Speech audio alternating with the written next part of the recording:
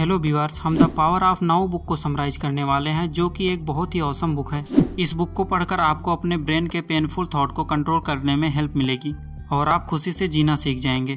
इससे आपकी body energy से भरी रहेगी और आप बीमार भी कम पड़ेंगे। तो चलिए इसे हम पॉइंट वाइज समझते हैं। Number 1, separate your mind and body. हमारे प्रॉब्लम का कारण हमारा ब्रेन होता है। कई बार हमारा ब्रेन पास्ट में हुई बुरी घटनाओं के बारे में सोचने लगता है, जिससे हम दुखी हो जाते हैं और इसका खामियाजा हमारे बॉडी को भी झेलना पड़ता है। क्योंकि जब हमारा ब्रेन दुखी होता है तो हमारी एड्रीनल ग्लैंड कुछ स्ट्रेस हार्मोन रिलीज करती है, जिसका नाम कार्टिसोल एंड एड्रेनालाइन होता है। इन हार्मोन की वजह से हमारी हार्ट बीट बढ़ जाती है, सांस तेज हो जाती है, मुंह सूखने लगता है और हमें स्ट्रेस हो जाता है। और जब स्ट्रेस लंबे समय तक चलता है तो वह डिप्रेशन में बदल जाता है और डिप्रेशन की वजह से इम्यूनिटी कम हो जाती है। इसलिए ऑथर कहते हैं कि ब्रेन को बॉडी से अलग करना सीखो, मतलब ब्रेन के निगेटिव विचारों को बॉडी तक न पहुंचने दें। इससे हमारे अंदर स्ट्रेस हार्मोन नहीं निकलेगी और बॉडी स्वस्थ रहेगी।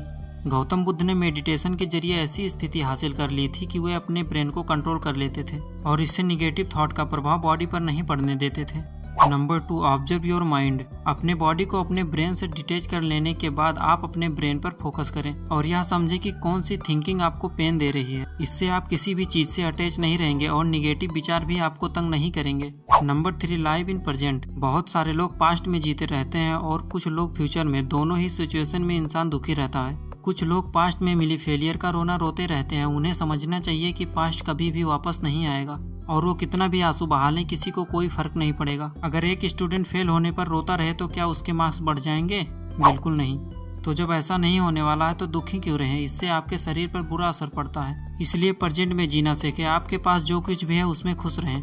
Number 4, except the tragedies. जरा सा प्रॉब्लम आने पर बहुत लोग डर जाते हैं कि ये क्या हो गया, लेकिन यह एक नेगेटिव स्टेटमेंट है जो हम अपने दिमाग को दे रहे हैं और इससे दिमाग बेहद डिमोटिवेट हो जाता है और फिर वह अपने तरफ प्रॉब्लम को आकर्षित कर लेता है। इसलिए नेगेटिव स्टेटमेंट ना बोलें, क्योंकि सिर्फ ऐसा नहीं है आपके लाइफ में ही प्रॉब्लम नहीं है, सबके लाइफ में कोई ना कोई प्रॉब्लम होती है।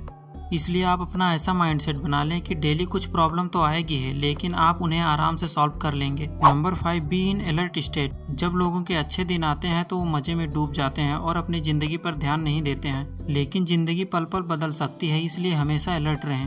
अगर आप कोई क्रिएटिव काम करना चाहते हैं तब तो आपको हमेशा अलर्ट रहना चाहिए। Number 6, ego is destructive. कुछ लोग जरा सा सक्सेस पाने के बाद ईगो यानी कि अहंकार से भर जाते हैं। वे अपने सामने किसी को कुछ नहीं समझते, लेकिन इससे उनका खुद का पतन शुरू हो जाता है, क्योंकि ईगो वाला व्यक्ति नेगेटिव वेव छोड़ता है और फिर समाज के लोग अंदर ही अंदर उससे नफरत करने लगते हैं और धीरे धीरे उससे दूर जाने लगते हैं। ऐसा देखकर ईगो वाला व्यक्ति स्ट्रेस में आ जाता है और उससे कई तरह की हार्ट रिलेटेड बीमारियां हो जाती हैं। इसलिए आप कभी भी ईगो ना पालें, उससे सिर्फ आपका नुकसान ही होगा और कुछ नहीं।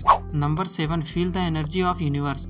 कई बार हम बोरिंग काम करते करते थक जाते हैं, लेकिन घर आकर कोई हमें डिस्को क्लब चलने के लिए बोल दे तो हम एनर्जी से भर जाते हैं। इसका सीधा मतलब है कि हमारे अंदर एनर्जी का खजाना होता है, बस हमें अपनी यूनिवर्सल एनर्जी का इस्तेमाल करना नहीं आता। आप अपने अंदर की एनर्जी को पहचानें और उसका सही इस्तेमाल करें। Number 8, relationships detachment. आपको किसी के प्रेम में भी अंधा नहीं होना है। अगर आपके बच्चे को टाइम से घर आने में देर हो जाए तो दुख से पागल मत हो जाइए, बस फोन करके वजह पूछ लें। इसी तरह अभ्यास करके आप अपने अटैचमेंट को कम कर पाएंगे। इससे आपके दुख का कारण भी कम होगा।